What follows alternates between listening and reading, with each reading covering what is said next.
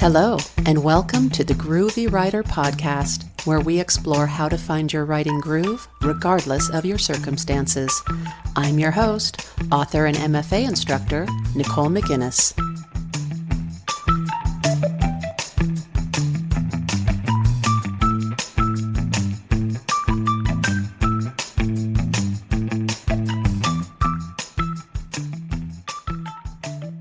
So it could be that this is one of my more controversial episodes, and I'm okay with that. Here's the deal. As a YA author and as MFA faculty teaching YA classes, both YA literature and YA workshops, there's so much I'm seeing regarding the term that everyone knows, cancel culture, that I'm just seeing filtering down from well-known writers on social media, whether they are sort of promoting the cancel culture, which I don't think is usually the case. Usually what I'm seeing is that some of these writers are the victims of cancel culture. They're just well-documented examples of this, and I'm not going into this with the intent of rehashing some of those stories. They've gotten a lot of publicity, especially if one is on Twitter, which I used to be, or really any social media, or just tunes in to sort of the news coming out of the YA sphere. And it's not just YA, but I think it's especially intense in that world, which is why I'll probably focus primarily on YA here. And this is coming very much off the cuff, from the hip. By the way, I don't have any of this scripted. I really haven't written any of this down because I don't really feel like I need to, sadly, based on my own experience and based on some very well-known authors' experiences. And now, over the past few years, based on what I'm hearing from other writers, many of them just beginning their forays into the world of young adult literature, which, let me just interject here, is a fabulous part of the literary world, in my opinion. Writing for young adults is exciting and it's gratifying because if you can do it well, and I'm not claiming to have always done it well, but when you can do it well enough where you're hearing from readers who are sending you, handwritten letters or emails or shout outs on social media saying, I loved this book, I loved these characters, this character gave me the confidence to whatever it might be, or I haven't read a character that resonated with me so strongly and made me see my own life in a different way, things like that. When you get to have those actual conversations, I'm not talking about necessarily the larger literary conversation of writing a book and having it published, but for me, I've said this many times, I will say it, I think forever, is the most important and just hands down greatest part of the process is hearing from readers, hearing from young readers especially. Hearing from adult readers of YA is great, and they are legion. There are many, many adult readers of YA, but especially hearing from the YA demographic, from teen readers, it's amazing. So it actually pains me when I hear these stories and read these stories and see it play out of YA authors being quote unquote canceled. There are different reasons for this happening, but what I'm seeing is often this is because issues of representation, and tied in with that comes often issues of lived experience. Just this past year, it seems to have kind of reached a fever pitch, and I will just preface this whole conversation by saying I am a Caucasian woman. Can I still say middle-aged? I'm 51. I'm not sure I can still say middle-aged. I am of German, Swedish, and Scottish descent. So really, if you look at the inside of my arm, you can literally see my veins. You don't get much more pale, almost translucent, honestly, than my skin. I freckled intensely as a kid, which of course now I'm just wishing I hadn't, but it was the 70s and I was out in the California sun and constantly out in the sun, and my whole face would be a mass of freckles. And this is all to say I'm a middle-aged, I'm just going to own that. I'm just going to say, yes, I'm still middle-aged white woman. My latest YA project is, as I love to do, it's told from multiple first-person perspectives. I did this in my novel 100 Days, and it just works for me. I love it. It's sort of how stories sometimes appear to me, how I sort of hear them in my head when I start working on them. So not only is it told in multiple first-person perspectives, it is told from the perspectives of 4 main characters. none of whom had my exact experiences. There's crossover with all of these characters. I think that's not uncommon for writers, period, whatever you're writing, but especially fiction writers, and maybe especially YA fiction writers. There is, of course, some crossover from my own experience as an adolescent, dealing with the typical things adolescents deal with. But if we look at these characters, one is African American, one is of Hispanic descent, one is male and on the autistic spectrum, one is half Caucasian, half Japanese. So racially speaking, and of course age speaking, I mean, writing YA to begin with, I'm writing about someone who's not me because I am no longer a teenager. Talking about genetic makeup, racial makeup, obviously they're not me. Obviously, I don't know what it is to be a Black teen female. Obviously, I don't know what it is to be an autistic male teenager. So literally none of these characters are created from my lived experience.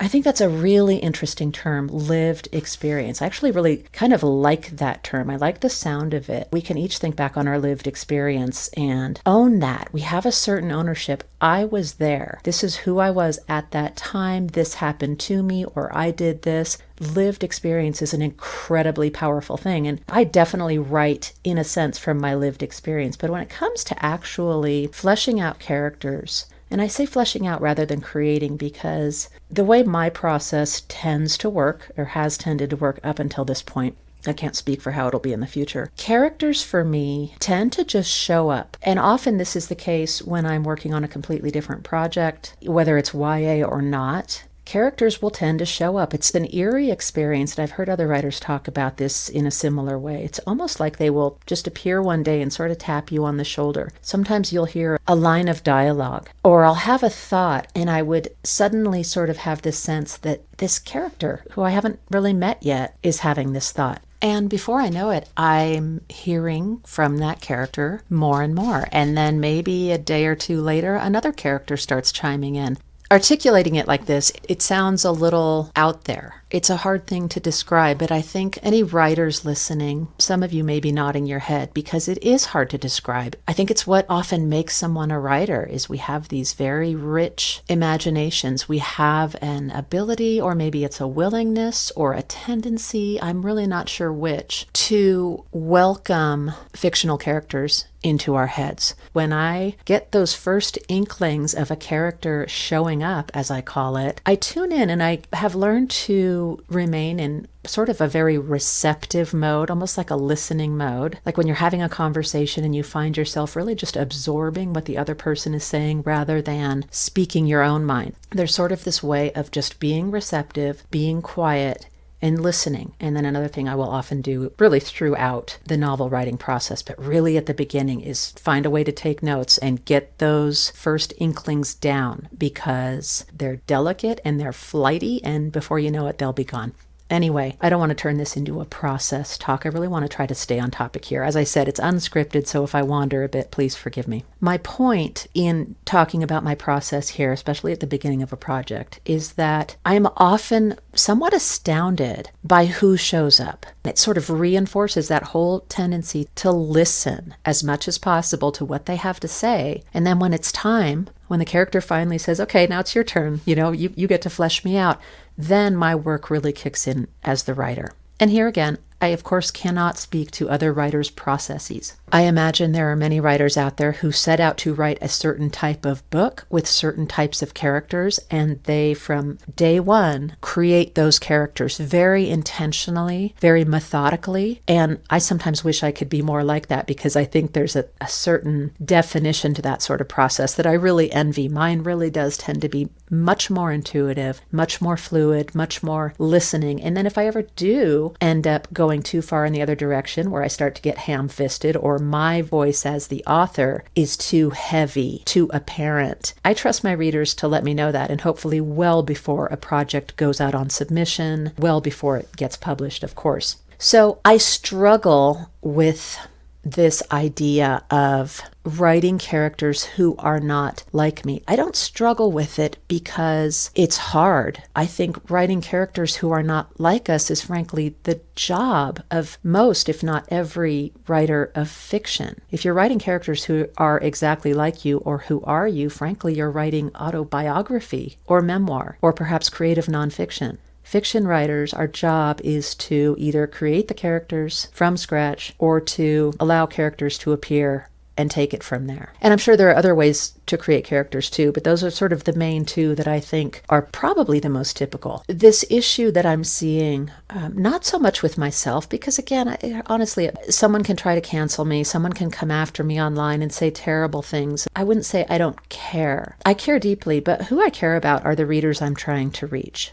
So if the readers I'm trying to reach, which in the case of YA are teen readers, and adult readers are fine too, but when I'm primarily writing for teen readers when I'm working on a young adult novel, I care about how teen readers authentically respond to a book. So if an adult reader of YA were to come at me just incensed that I would dare to write a character who is not myself or just like me, if an adult were to come at me and try to cancel me, I guess that's their right. It's not up to me at that point. As authors, we need to realize that once our work is out there in the world, it's in a sense not ours anymore. Readers get to respond however they're going to respond. But what's happening in the literary world, and I think it's heavily happening in YA, and has been, this is not brand new, it's been happening steadily for several years, really, I think, coming to a head now, is writers, especially newer writers, but I think also established authors, are so terrified of being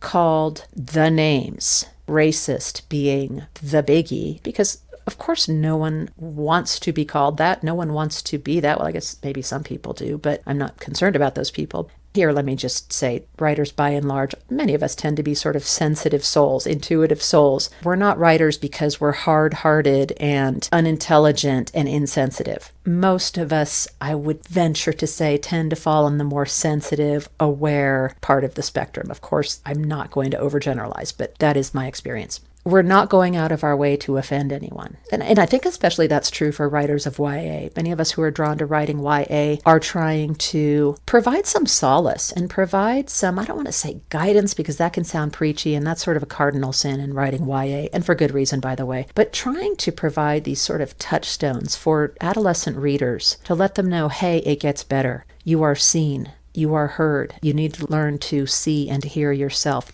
So I think it's very natural to shy away from wanting to be called a racist or insensitive or exploitative. These are serious accusations, and I imagine in some instances they may be warranted. But what I'm seeing that's really bothering me is especially beginning writers of young adult fiction, those just starting out, and frankly, many of whom have some serious talent. I read their work and I think, wow, this is really good. But what I hear from them often is essentially, I'm worried that I'm not the right color to write these characters.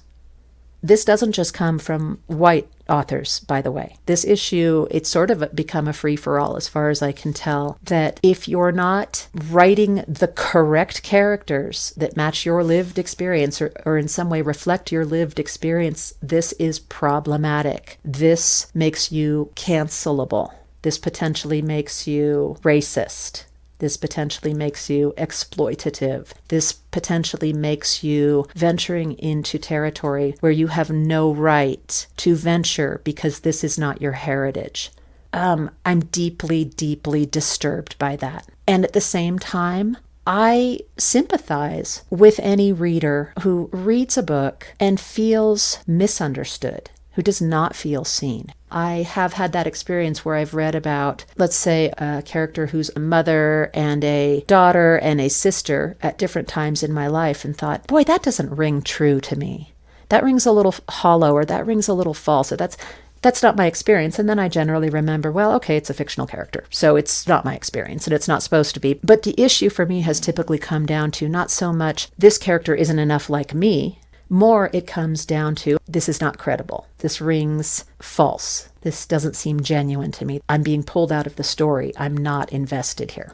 wading into these waters of representation is, I think, for many people, very dicey. You don't want to go there. But the thing is, when we don't go there, or when we go there and we think, this is how this character is really coming to me very strongly, this is what I'm envisioning for this character, or this is how I'm sensing this character, but no, let me change some details because I'm going to get attacked online. It's going to ruin my career. I'm going to get my publishing contract canceled or retracted, or I'm going to retract it. That's the one that I find the most disturbing and really tragic. These stories of authors who have written manuscripts that were going on their way to becoming actual published books, but when advanced copies were read, big hubbub was caused because, this writer does not have the right to write this story about these characters because of heritage issues, because of racial issues. And these stories where the authors themselves are pulling the books from publication post-contracts. I mean, once they have publishing contracts, they're pulling these books and thus depriving readers of the chance to judge the work on its merits due to a handful of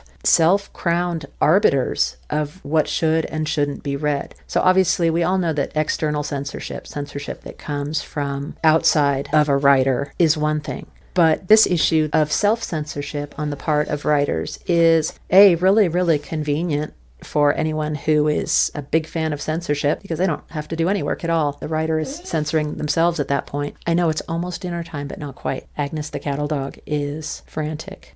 When I hear that, especially from new, upcoming, very talented writers, very passionate, talented writers who know what they want to write and they have the voice and they have the skills, and then I hear them pull back at these very early stages, which, much like the stage of characters when they first appear, these very early stages of becoming a writer and really beginning to believe in oneself, it's a very delicate time. And when I see these writers sort of self-squashing at this point, self-censoring or considering self-censoring, I have a really hard time with it. I have a hard time with it as a teacher. I have a hard time with it as a fellow writer. I have a hard time with it as a reader because it makes me wonder how many stories are not being told right now out of fear. And so I guess at the end of it, this whole thing brings me to this, and it's twofold. First of all, there's an upside, and the upside I'm seeing is, while many of these writers who tell me point blank, I'm worried about how this would be received. I love this idea, I love these characters, I love this story, but I'm worried about what might happen if I try to put it out there. What am I going to be accused of? While that's happening, what I also see happening more and more, and it's not as strong as the fear yet, but I see more and more writers saying, I believe in this story, what will be will be. I'm going to pursue it. I'm going to basically, and this, again, my words, do my job and write the story that's in me, write the story I'm passionate about, write the story that I care about, write the characters I care about. So there's that. And two, where the whole thing brings me is to this. I think more than ever, especially young writers, new writers, those just starting out, but also writers who have been there, done that. Writers who have been in the trenches, some of us for decades, to remember is the importance of courage, the importance of confidence in our work, belief in our work, and trust in our own hearts, our own intentions, our own desire to connect with readers in a genuine way. Often in a helpful way. And here's where I have some bias in writing books for teen readers especially, is this tendency to want to provide solace, to want to provide some comfort and some sense that you've got this. Things are going to be okay, to want to provide some encouragement. But let's face it, some writers are writing horror and dark sci-fi, so I don't want to assume that all stories need to be uplifting and rosy. But regardless of what you're writing, even if you're writing dark horror, you are not immune necessarily from worrying about this issue of, I'm going to offend somebody. I'm going to potentially write this type of character wrong, and I will have no defense when someone comes at me online, or maybe in person, hopefully not in person, but online, and says, you have no right to write this book. And maybe that's true. Maybe we have no defense. And by we, I mean writers of all background, of all ethnicities, of all ages. Maybe we have no defense when someone says, this does not come from your lived experience clearly, or who are you to write this book? More and more, my answer becomes, I am a writer of fiction. My characters show up for me the way they show up. I am honored when they show up, and I am willing to have courage and to believe in those characters and to believe in myself as a writer, and also to believe in the reader's ability to read the story as he or she will read the story. I believe in the reader's right to have whatever reaction and response that reader is going to have, whether it's positive, which of course is what we want as writers. Of course, we want readers to respond in a positive way and to love our work. I think that's very natural and very human. But if they don't, that's okay too, because frankly, any honest, genuine response, maybe our work makes a reader mad for some reason that really has nothing to do with cancel culture. That can be incredibly invigorating in a way, because what it's telling us is, wow, this really touched a nerve for this reader. And while that was probably not intentional, or maybe it was for some writers, but I know in my case, that hasn't happened too often. But the times it has not been intentional, but it's been incredibly interesting and helpful in expanding my mind and my approach with future projects. And it's not because it's out of fear. It's not because I think this reader's coming after me. It's because this reader has given me something to think about that I hadn't really considered before. And as a writer, what could be more golden? I'm going to wrap this up here because, again, this is a pretty unscripted, completely unscripted episode. And there's obviously a lot to say, but I just wanted to talk about this. Let me know what you think in the comments. If someone's deeply offended by what I've said, I'd like to hear it because it's all illuminating. It's all enlightening, especially if it comes from a place of, I disagree with you and here's why. Conversation is good. Debate is good. So writers, have courage. Know that, yeah, you might get attacked, but allow that to help you dig deeper when it comes to your love of the written word, your love for your characters, your love for your story.